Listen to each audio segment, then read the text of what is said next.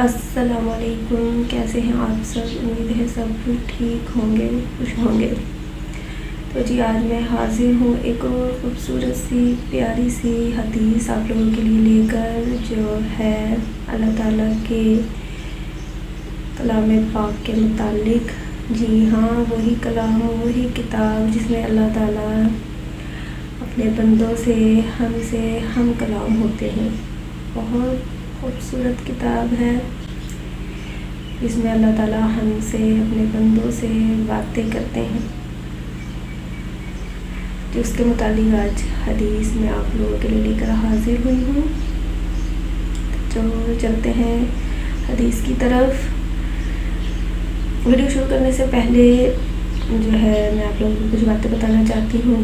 جب بھی میری ویڈیوز آپ دیکھیں، جب بھی میری ویڈیو آپ لوگوں کے سامنے آئے، جب بھی آپ میری ویڈیو دیکھ رہے ہیں، تو لازمی جہاں ہمارے پیارے نبی حضرت محمد صلی اللہ علیہ وسلم کا ذکر آئے تو آپ نے ان پر درود پاک بھیجنا ہے، صلی اللہ علیہ وآلہ وسلم پڑھنا ہے، اور جہاں جہنم کا ذکر آیا آپ نے وہاں استغفر اللہ کہنا ہے، اور جہاں جنت کا ذکر ہوا آپ نے سبحان اللہ کہنا ہے۔ ٹھیک سمجھ گئے ہیں آپ لوگ؟ تو چلتے ہیں حدیث کی طرف۔ آج میں آپ لوگوں کو اس میں جو حدیث ہوگی اور جو بھی باتیں ہوں گی آپ لوگوں کو کتاب میں سے پڑھ کر میں آپ لوگوں کو سناؤں گی کہ آج میں بار بار بھول رہی ہوں، کچھ کنڈیشن ایسی ہے۔ تو چلتے ہیں حدیث کی طرف۔ معاذ رضی اللہ عنہ نے حضور اکرم صلی اللہ علیہ وآلہ وسلم کا یہ ارشاد نقل کیا ہے کہ جو شخص قرآن پڑھے اور اس پر عمل کرے، اس کے والدین کو قیامت کے دن ایک تاج پہنایا جائے گا جس کی روشنی آفتاب کی روشنی سے بھی زیادہ ہوگی۔ اگر وہ آفتاب تمہارے گھروں میں ہو، بس کیا گمان ہے تمہارا اس شخص کے متعلق جو خود عامل ہے۔ اور یہ کتنی خوبصورت حدیث ہے کہ جو شخص قرآن پاک پڑھے، کتنی خوبصورت حدیث ہے کہ جو شخص قرآن پاک پڑھے اور اس پر عمل کرے تو اس کے جو والدین ہیں ایسا خوبصورت تاج پہنایا جائے گا جس کی روشنی آفتاب کی روشنی سے بھی بہت زیادہ ہوگی۔ تو یہ ہے والدین کے لیے۔ اور آگے ہم اس حدیث کا جو مفہوم ہے وہ پڑھتے ہیں۔ اس کا مفہوم میں آپ لوگ کو پڑھ کے سناتی ہوں، یعنی کہ قرآن پاک کے پڑھنے اور اس پر عمل کرنے کی برکت یہ ہے کہ اس کے پڑھنے والے کے والدین کو ایسا تاج پہنایا جائے گا جس کی روشنی آفتاب کی روشنی سے بھی بہت زیادہ ہوگی۔ اگر وہ آفتاب تمہارے گھروں میں ہو، یعنی آفتاب اتنی دور سے اس قدر روشنی پھیلاتا ہے، اگر وہ گھر کے اندر آ جائے تو یقیناً بہت زیادہ روشنی اور چمک کا سبب ہوگا۔ تو پڑھنے والے کے والدین کو جو تاج پہنایا جائے گا اس کی روشنی سے زیادہ ہوگی جس کو گھر میں طلوع ہونے والا آفتاب پھیلا رہا ہے۔ اور جبکہ والدین کے لیے یہ ذخیرہ ہے تو خود پڑھنے والے کے اجر کا اندازہ آپ لوگ کر لیں کہ کتنا ہوگا۔ یعنی کہ والدین کے لیے یہ ذخیرہ ہے کہ اسے ایک تاج پہنایا جائے گا جس کی روشنی جو سورج ہے، جو آفتاب ہے، اس سے بھی بہت زیادہ ہوگی۔ تو اس کے والدین کے لیے یہ انعام ہے۔ تو جو خود قرآن پاک پڑھنے والا اور اس پہ عمل کرنے والا ہے، اس کے لیے آپ لوگ سوچیں کہ کیا کیا ہوگا، کیسی نعمتیں ہوں گی۔ جب اس کے طفیلوں کا یہ حال ہے تو خود اصل کا حال بدرجہ زیادہ ہوگا۔ والدین کو یہ اجر صرف اس وجہ سے ہوا ہے کہ وہ اس کے وجود یا تعلیم کا سبب ہوئے ہیں۔ اس حدیث کا ایک اور مفہوم ہے، وہ آپ لوگوں کو پڑھ کر سناتی ہوں۔ جمع الفوائد میں طبرانی سے نقل کیا ہے کہ حضرت انس رضی اللہ عنہ نے حضور اقدس صلی اللہ علیہ وآلہ وسلم کا یہ ارشاد نقل کیا ہے کہ جو شخص اپنے بیٹے کو ناظرہ قرآن شریف سکھائے گا، اس کے سب اگلے اور پچھلے گناہ معاف ہو جاتے ہیں۔ ماشاءاللہ، سبحان اللہ۔ جو شخص اپنی اولاد کو یعنی کہ جو ناظرہ قرآن پڑھاتے ہیں، سکھاتے ہیں، بھیجتے ہیں مدارس میں سیکھنے کے لیے، تو اس کے جو والد ہیں اس کے سارے اگلے پچھلے گناہ معاف ہو جاتے ہیں اس سے۔ اور جو شخص حفظ کرائے، آگے حافظ جو والدین اپنے اولاد کو حفظ کرواتے ہیں، اس کا جو ہے اس کے کیا انعامات ہیں وہ بتائے جا رہے ہیں، اس کا کیا اجر ثواب ہے وہ آگے بتایا جا رہا ہے کہ جو شخص حفظ کرائے اس کو قیامت میں 14ویں رات کے چاند کے مشابہ اٹھایا جائے گا اور اس کے بیٹے سے کہا جائے گا کہ پڑھنا شروع کر۔ جب بیٹا ایک آیت پڑھے گا، باپ کا ایک درجہ بلند کیا جائے گا، حتیٰ کہ اسی طرح تمام قرآن شریف پورا ہو۔ قرآن پاک کے متعلق ایک اور خوبصورت حدیث آپ لوگوں سے شیئر کرتے ہیں۔ سید رحمۃ اللہ علیہ بن سلیم حضور اکرم صلی اللہ علیہ وآلہ وسلم کا ارشاد نقل کرتے ہیں کہ قیامت کے دن اللہ کے نزدیک کلام پاک سے بڑھ کر کوئی سفارش کرنے والا نہ ہوگا، نہ کوئی نبی، نہ فرشتہ وغیرہ۔ اس حدیث کا مفہوم بھی بہت خوبصورت ہے، آپ لوگوں سے شیئر کرتے ہیں۔ ایک روایت میں ہے کہ جب آدمی مرتا ہے تو اس کے گھر کے لوگ تجہیز و تکفین میں مشغول ہوتے ہیں اور اس کے سرحانے نہایت حسین و جمیل صورت میں ایک شخص ہوتا ہے۔ جب کفن دیا جاتا ہے، کفن کے اور سینے کے درمیان ہوتا ہے۔ جب دفن کرنے کے بعد لوگ لوٹتے ہیں اور منکر نکیر آتے ہیں تو وہ اس شخص کو علیحدہ کرنا چاہتے ہیں کہ سوال یکسوئی میں کریں، مگر یہ کہتا ہے کہ یہ میرا ساتھی ہے، میرا دوست ہے، میں کسی حال میں بھی اس کو تنہا نہیں چھوڑ سکتا۔ تم سوالات کے اگر مامور ہو تو اپنا کام کرو، میں اس وقت تک اس سے جدا نہیں ہو سکتا کہ جنت میں داخل کراؤ۔ ماشاءاللہ، سبحان اللہ۔ اس کے بعد وہ اپنے ساتھی کی طرف متوجہ ہو کر کہتا ہے کہ میں ہی وہ قرآن ہوں جس کو تو کبھی بلند پڑھتا تھا، کبھی آہستہ، تو بے فکر رہ، منکر نکیر کے سوالات کے بعد تجھے کوئی غم نہیں۔ یہ قرآن پاک بندے سے، جو بندہ فوت ہو جاتا ہے قبر میں، اس سے یہ باتیں کر رہا ہے، اس کے ساتھ ہوگا قبر میں۔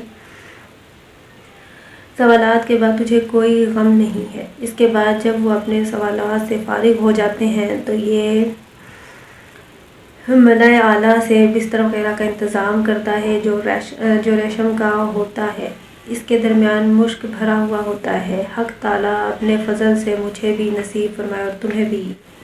دیکھیں کتنی خوبصورت بات ہے قرآن پاک کے متعلق، کتنی خوبصورت حدیث، اور اس کا مفہوم ہے کہ جب بندہ فوت ہوتا ہے تو ایک خوبصورت قرآن پاک جو ہے وہ خوبصورت حسین و جمیل صورت میں اس کے ساتھ ہوتا ہے، قبر میں بھی اس کے ساتھ جاتا ہے، اور وہاں بھی جو منکر نکیر آتے ہیں سوالات کے لیے تو وہاں بھی وہ آپ کے ساتھ ہوگا، آپ کا ساتھ دے گا۔ قرآن پاک جو ہے بہت پڑھنے کے، اس کے لیے کتنے اجر ہیں، کتنے خوبصورت حدیث ہے، کتنا خوبصورت مفہوم ہے، آپ لوگوں کو سمجھ میں آیا ہوگا تو قرآن پاک پڑھیں، اپنے بچوں کو بھی پڑھائیں۔ اگر آپ والدین سن رہے ہیں تو اپنے جو آپ کی اولاد ہے، جو آپ کے بچے ہیں، قرآن پاک کی تعلیم دلوائیں، انہیں حفظ کروائیں، بہت اس کے اجر ہے، بہت زیادہ اجر و ثواب ہے، جو ہماری سوچ سے بھی زیادہ ہے۔ دنیا کی تعلیم دلوانے کے ساتھ ساتھ آپ انہیں قرآن پاک کی تعلیم دلوائیں، آخرت کے لیے بھی تیار کریں، کیونکہ آخرت ہی سب کچھ ہے، وہاں کی زندگی ہی سب کچھ ہے، یہاں جو ہے وہ سارا کچھ فانی ہے، ختم ہو جانا ہے۔ جو ہوگی آخرت کی زندگی وہی سب کچھ ہوگی، وہاں جو کام آئیں گے وہ اعمال اپنے بچوں کو سکھائیں، لوگوں کے لیے بھی صدقہ جاریہ بنے گا۔ ایک اور خوبصورت حدیث ہے جو کہ ہے سورہ جو ملک ہوتی ہے، اس کے بارے میں ہے، بہت خوبصورت ہے، میں آپ لوگ سے شیئر کرتے ہیں، آپ لوگوں کو پڑھ کر سناتے ہیں۔ ابو ہریرہ رضی اللہ عنہ نے حضور صلی اللہ علیہ وآلہ وسلم کا یہ ارشاد نقل کیا ہے کہ قرآن شریف میں ایک سورت 30 آیات کی ایسی ہے کہ وہ اپنے پڑھنے والے کی شفاعت کرتی رہتی ہے یہاں تک کہ اس کی مغفرت کروا دے۔ وہ سورت تبارک الذی ہے۔ سورت تبارک الذی کے متعلق بھی ایک روایت میں حضور صلی اللہ علیہ وآلہ وسلم کا ارشاد آیا ہے کہ میرا دل چاہتا ہے کہ یہ سورت ہر مومن کے دل میں ہو۔ ایک روایت میں ہے کہ جس نے تبارک الذی اور الف لام میم سجدہ، ایک جو سورۃ سجدہ ہے، سورہ ملک اور سورہ سجدہ کو مغرب اور عشاء کے درمیان پڑھا، گویا اس نے لیلۃ القدر میں قیام کیا۔ ایک روایت میں ہے کہ جس نے ان دونوں صورتوں کو پڑھا اس کے لیے 70 نیکیاں لکھی جاتی ہیں اور 70 برائیاں دور کی جاتی ہیں۔ ایک روایت میں ہے کہ جس نے ان دونوں صورتوں کو پڑھا اس کے لیے عبادت لیلۃ القدر کے برابر ثواب لکھا جاتا ہے۔ یعنی کہ جو سورہ ملک ہے اور جو سورہ سجدہ ہے ان کو آپ نے مغرب اور عشاء کے درمیان پڑھا تو آپ لوگوں کے لیے تو اس کا ثواب جو ہے وہ لیلۃ القدر جو ہے اس رات کا جو ثواب ہوتا ہے اس کے برابر آپ ثواب لکھا جاتا ہے اور 70 نیکیاں لکھی جاتی ہیں، 70 برائیاں دور کی جاتی ہیں۔ بہت خوبصورت ہے۔ سورہ ملک اور سورہ الف لام میم جو سجدہ ہے ان کو پڑھنے کا اہتمام کیا کریں مغرب اور عشاء کے درمیان، اس کا بہت ثواب ہے۔ دیکھیں کتنا ثواب ہے، جو لیلۃ القدر میں جو جاگ کر پوری رات جاگ کر جو ثواب ملتا ہے وہ یہ 2 صورتیں مغرب اور عشاء کے درمیان پڑھنے کا ثواب آپ کو اس کے برابر ملے گا۔ ایک واقعہ لکھا ہوا ہے وہ میں آپ لوگوں سے شیئر کرتی ہوں۔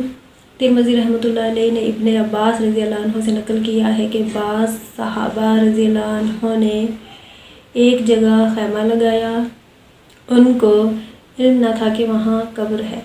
اچانک ان خیمہ لگانے والوں نے اس جگہ کسی کو سورہ تبارک الذی پڑھتے ہوئے سنا تو حضور صلی اللہ علیہ وآلہ وسلم سے آ کر عرض کیا۔ حضور صلی اللہ علیہ وآلہ وسلم نے فرمایا کہ یہ سورت اللہ کے عذاب سے روکنے والی ہے اور نجات دینے والی ہے۔ حضرت جابر رضی اللہ عنہ کہتے ہیں کہ حضور صلی اللہ علیہ وآلہ وسلم اس وقت تک نہ سوتے تھے جب تک الف لام میم سجدہ اور سورہ تبارک الذی نہ پڑھ لیتے تھے۔ اور روایت میں ہے کہ خالد بن معدان رحمۃ اللہ علیہ کہتے ہیں کہ مجھے یہ روایت پہنچی ہے کہ ایک شخص بڑا گناہ گار تھا اور سورہ سجدہ پڑھا کرتا تھا، اس کے علاوہ اور کچھ نہیں پڑھتا تھا۔ اس صورت نے اپنے پر اس شخص پر پھیلا دیے کہ اے رب، یہ شخص میری بہت تلاوت کرتا تھا، اس کی شفاعت قبول کی گئی اور حکم ہو گیا کہ ہر خطا کے بدلے ایک نیکی دی جائے۔ سبحان اللہ۔ خالد بن معدان رضی اللہ عنہ یہ بھی کہتے ہیں کہ یہ صورت اپنے پڑھنے والے کی طرف سے قبر میں جھگڑتی ہے اور کہتی ہے کہ اگر میں تیری کتاب میں سے ہوں تو میری شفاعت قبول کر، ورنہ مجھے اپنی کتاب سے مٹا دے۔ اور منزلہ پرندے کے بن جاتی ہے اور اپنے پر میت پر پھیلا دیتی ہے اور اس پر عذاب قبر ہونے سے مانع ہوتی ہے، اور یہی سارا مضمون وہ تبارک الذی کے بارے میں بھی کہتے ہیں۔ خالد بن معدان رحمۃ اللہ علیہ اس وقت تک نہ سوتے تھے جب تک دونوں صورتیں نہ پڑھ لیتے۔ طاؤس رحمۃ اللہ علیہ کہتے ہیں کہ یہ دونوں صورتیں تمام قرآن کی ہر صورت پر 60 نیکیاں زیادہ رکھتی ہیں۔ سورہ تبارک الذی اور سورہ الف لام میم سجدہ، یہ دونوں صورتیں جو ہیں تمام قرآن کی ہر صورت پر 60 نیکیاں زیادہ رکھتی ہیں، یعنی کہ جو قرآن پاک میں باقی جو صورتیں ہیں ان سے زیادہ 60 نیکیاں یہ صورتیں رکھتی ہیں۔ عذاب قبر کوئی معمولی چیز نہیں، ہر شخص کو مرنے کے بعد سب سے پہلے قبر سے حساب کا پڑتا ہے۔ حضرت عثمان رضی اللہ عنہ جب کسی قبر پر کھڑے ہوتے تو اس قدر روتے کہ ریش مبارک تر ہو جاتی۔ کسی نے پوچھا کہ آپ جنت و جہنم کے تذکرہ سے بھی اتنا نہیں روتے جتنا کہ قبر سے؟ آپ نے فرمایا کہ میں نے نبی کریم صلی اللہ علیہ وآلہ وسلم سے سنا ہے کہ قبر منازل آخرت میں سب سے پہلی منزل ہے۔ جو شخص اس کے عذاب سے نجات پا لے آئندہ کے واقعات اس کے لیے سہل ہوتے ہیں، اور اگر اس سے نجات نہ پائے تو آنے والے حوادث اس سے سخت ہوتے ہیں۔ نیز میں نے یہ بھی سنا ہے کہ قبر سے زیادہ متوحش کوئی منظر نہیں۔ اللہ تعالیٰ ہمیں توفیق عطا فرمائے قرآن پاک پڑھنے کی، اس پر عمل کرنے کی۔ آمین ثم آمین۔ آپ لوگ کو یہ ساری حدیث ان کا مفہوم سمجھ آ گیا ہوگا۔ اگر کوئی بات آپ لوگوں کو سمجھ نہیں آئی یا کہیں سے آپ لوگوں کو لگ رہا ہے کچھ پوچھنا ہے اس کے متعلق تو آپ لوگ کمنٹ میں مجھ سے پوچھ سکتے ہیں، آپ لوگ کو اس کا رپلائی کیا جائے گا۔ ملک ہوتی ہے وہ قبر کے عذاب سے بچاتی ہے۔ کتنی چھوٹی سی صورتیں ہیں، بہت تھوڑا سا ٹائم لگتا ہے، تو آپ لوگ اس کا اہتمام کریں کیونکہ ایک دن ہم نے مرنا لازمی ہے، قبر میں لازمی جانا ہے، حساب و کتاب بھی ہوگا اور وہاں کی تیاری لازمی رکھیں۔ لوگوں کو میری ویڈیو پسند آئے تو پلیز سبسکرائب اور شیئر لازمی کیجیے گا، لائک لازمی کیجیے گا۔ ملتے ہیں آپ سے کسی اور خوبصورت حدیث کے ساتھ، مجھے دیجیے اجازت۔